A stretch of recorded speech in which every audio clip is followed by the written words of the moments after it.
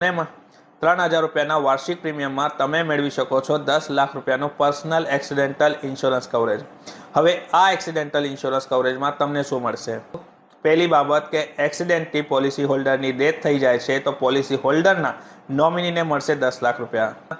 બીજી બાબત, એક્સિડેન્ટના લીધે પરમાનન્ટ ડિસેબિલિટી આવે છે, એ વ્યક્તિ કામ કરવા લાયક નથી રહેતો, એ કેસમાં પણ 10 લાખ રૂપિયા મળે છે।